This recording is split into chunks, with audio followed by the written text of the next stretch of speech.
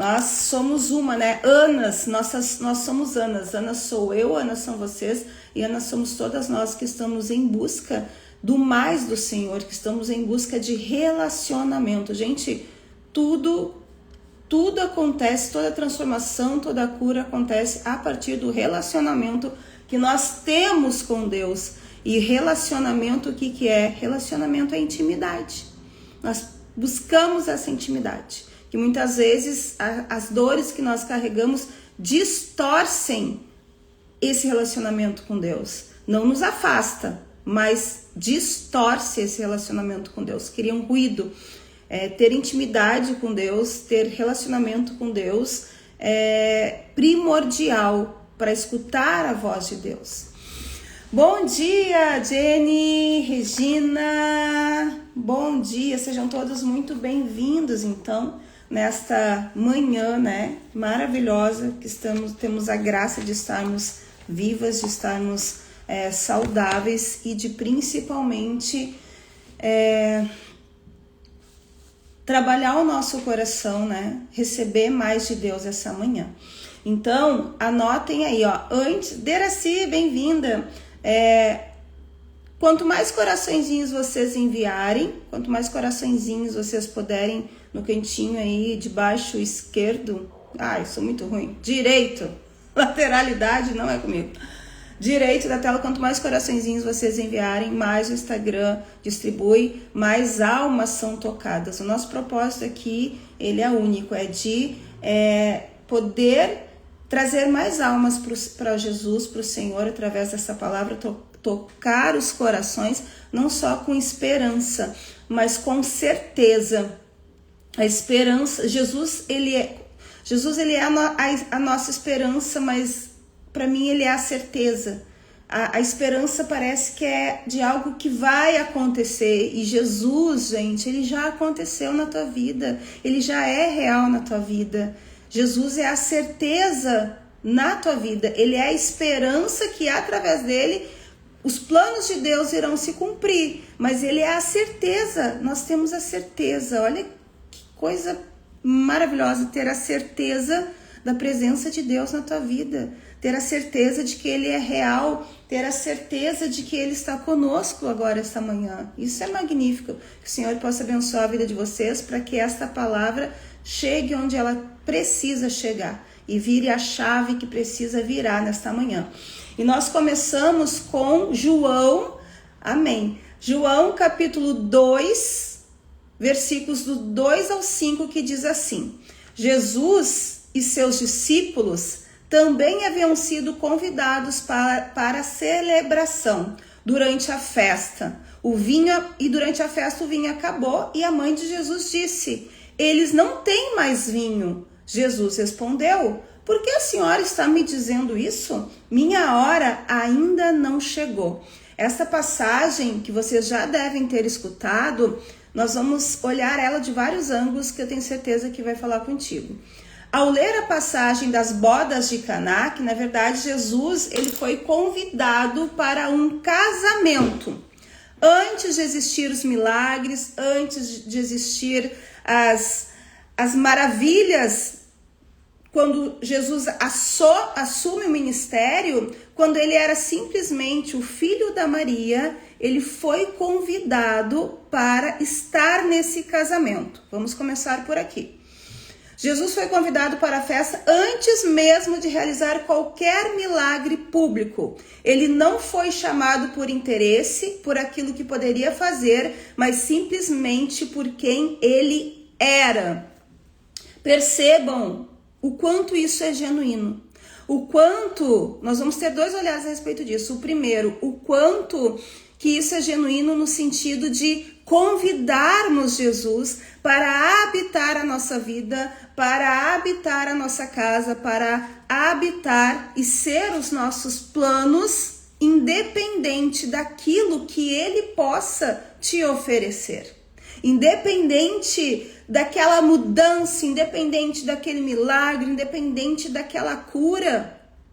Que o Senhor possa nos dar um coração desinteressado, um coração genuinamente desejoso do amor que vem do Senhor, da presença dele. Quando ele foi convidado para este casamento, ele simplesmente foi convidado pela presença dele. Será que hoje em nossa vida nós estamos convidando Jesus, nós estamos em busca desse Deus pela presença dele, em busca de um relacionamento com ele? Em busca de receber esse amor, essa salvação, essa vida eterna, que é o que ele nos oferece, o que ele nos ofertou, e este é o grande diferencial de tudo, né? Através da cruz, através do sacrifício dele. Mas percebam, antes que ele tivesse qualquer milagre público, ele foi convidado para esse casamento. Agora, primeira reflexão. Quais os motivos que tu tens buscado a Deus? Tu tens buscado a Deus pelas dores que tu carrega, pelos dias difíceis. Por que tu tens buscado a Deus?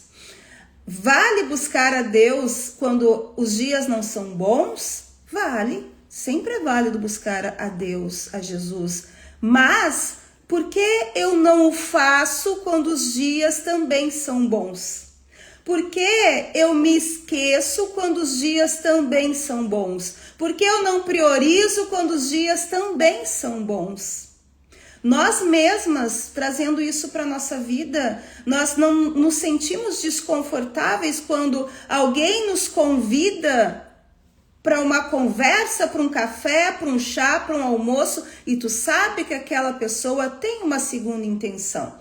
Tu sabe que ela não está ali naquele evento, naquele momento, de forma genuína, porque gosta de ti, porque quer um relacionamento contigo. Tu sabe que aquela pessoa, a partir do momento que tu entregar aquilo que ela busca, ela não vai mais te convidar para um café, ela não vai mais lembrar de ti. Isso serve também para o nosso relacionamento com Deus.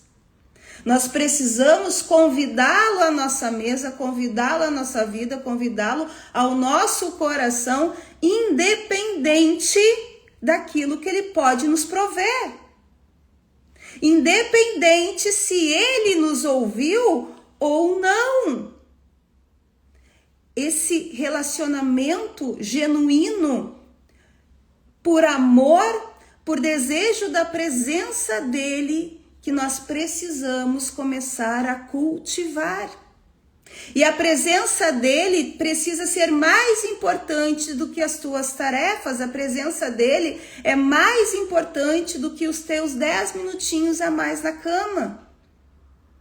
A presença de Deus, de Jesus na tua vida, precisa ser uma prioridade, que tu possa convidá-lo para a tua vida, assim como ele foi convidado para esse casamento, antes mesmo que uma palavra saia da boca dele a teu favor. Então percebam o quanto isso é genuíno. Apenas Maria conhecia plenamente o poder que havia sido confiado a seu filho. Ainda assim, Jesus foi incluído naquele momento de celebração. Isso nos ensina algo precioso. Devemos convidar Jesus para fazer parte da nossa vida, não apenas quando precisamos de um milagre, mas também quando tudo está bem. O relacionamento com Cristo não deve ser uma estação, não deve ser baseado apenas nas minhas necessidades, mas em amor, comunhão e intimidade, porque é isso que nós vamos ter na eternidade. Comunhão, intimidade, amor, e isso precisa começar a se fortalecer aqui. Porque é isso que vai te sustentar nos dias difíceis. É isso que vai te sustentar quando os teus dias não forem bons. Hoje, mesmo conhecendo o seu poder, seus milagres, sua graça e sacrifício realizado na cruz, muitas vezes nos esquecemos de buscá-lo diariamente, de ter um relacionamento com ele. O que Deus criou, o Deus que criou todas as coisas, sonhou em se relacionar conosco, mas frequentemente permitimos que as distrações, as ilusões desse mundo ocupem o lugar que é dele.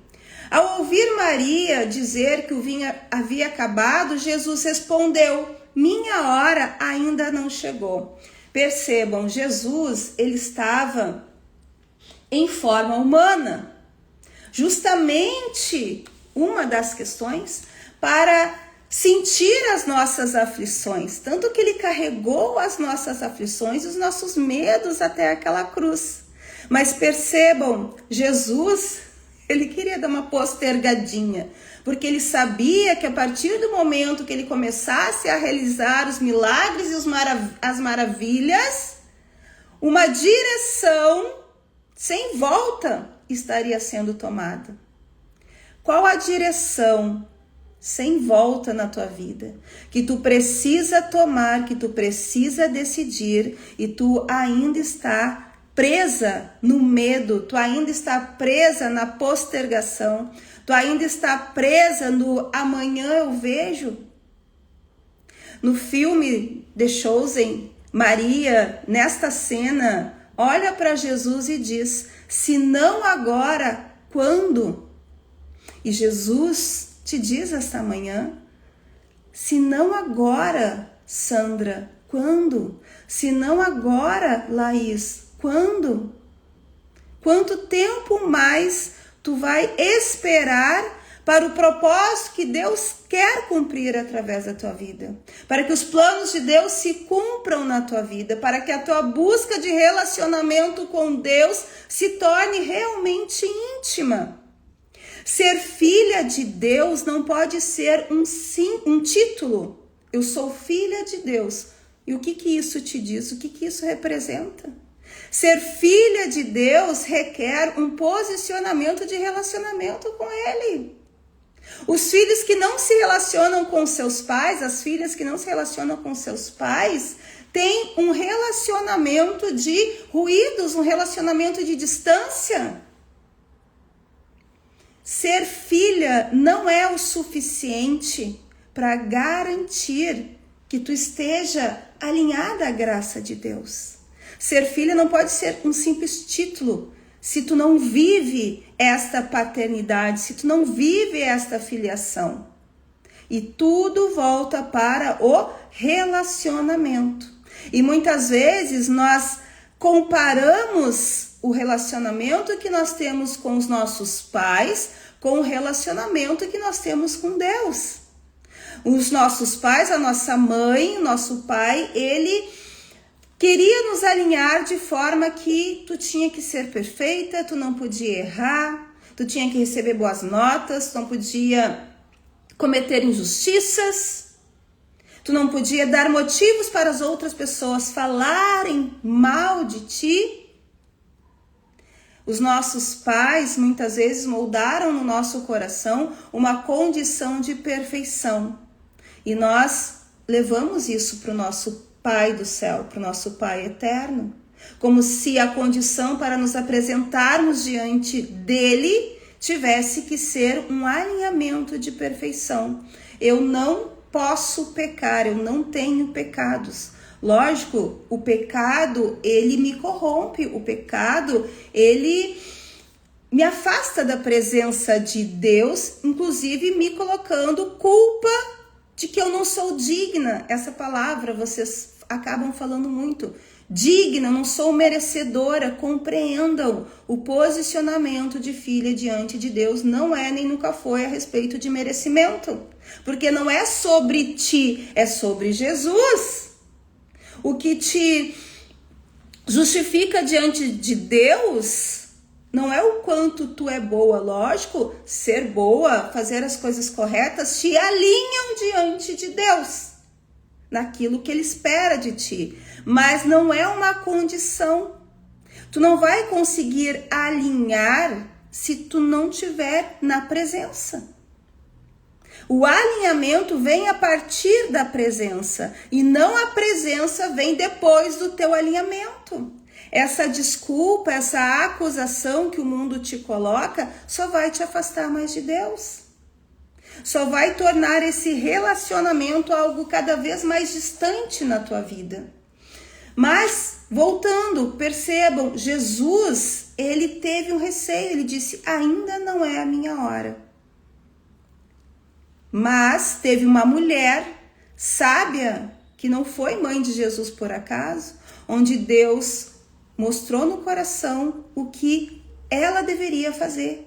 Ela deu o start, né? Ela deu o empurrãozinho para que Jesus fizesse o primeiro milagre público.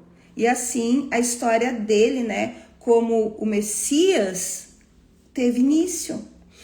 E ela, inclusive, ela simplesmente, quando ele diz que não vai fazer, ela só aciona quem está ali perto, ó, obedeçam, façam o que esse homem mandar. Então ela já providenciou, mostrando mais uma vez, né, na Bíblia, como muitas outras histórias, o papel da mulher para dar aquele início, fazer com que as coisas andem. Mas as mulheres, elas são muito importantes na história bíblica também, tanto quanto os homens. E de forma, nos detalhes, naquelas viradas de chave, naqueles momentos cruciais, Jesus sempre conta a história, né? Na Bíblia sempre conta a história de uma mulher. Por um instante, vemos a humanidade de Jesus. Ele compreendia o peso do propósito que carregava e a grandeza do que estava prestes a iniciar.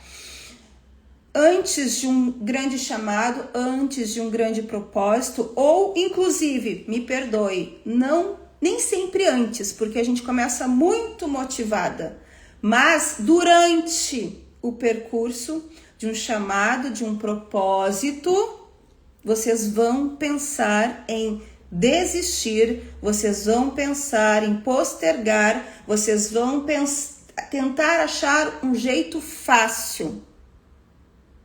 Porque, principalmente hoje, segundo as mídias sociais, nós entendemos que o processo não existe.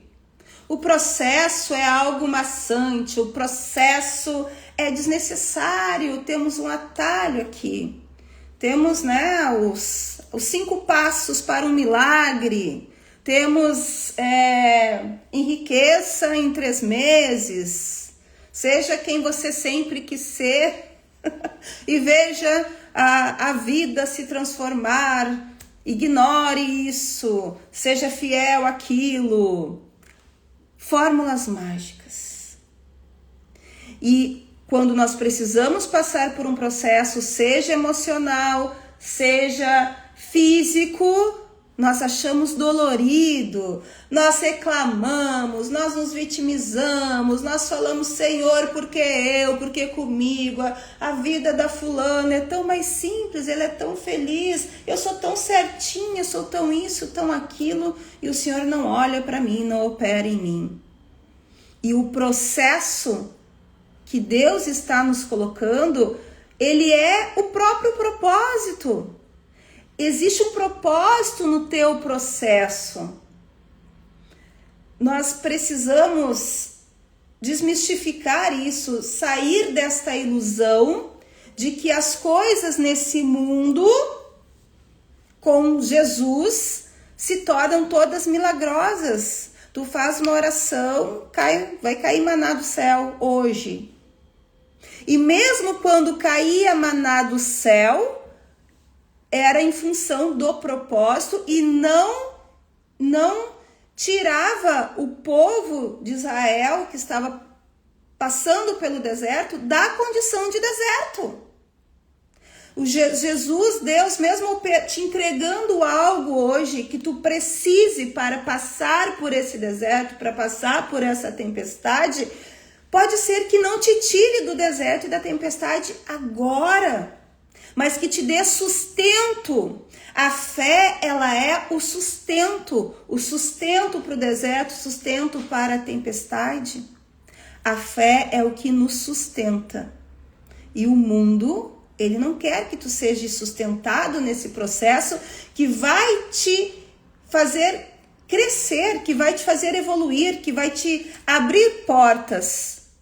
Ele quer que tu desista. E eu tenho percebido através, inclusive, da fala de muitas pessoas que estão nessa caminhada com Jesus, líderes espirituais da caminhada de Jesus, pensando em desistir, faltando forças, faltando ânimo. Porque este é um plano do mundo. E se o teu líder, aquela pessoa que tu admira, ela desiste, tu pensa, por que eu não vou desistir também? Por isso nós não podemos nos inspirar em homens, nós não podemos nos inspirar em líderes humanos, por mais que eles sejam ungidos, maravilhosos. O João é o João, a Maria é a Maria. A comparação, ela é uma das armas mais silenciosas, porque nós temos vergonha de mostrar que nós estamos nos comparando, porque parece que ali no meio surge algo que é uma inveja, ou enfim, e tu quer entender que é uma admiração. Só que esta comparação, ela vai te corromper.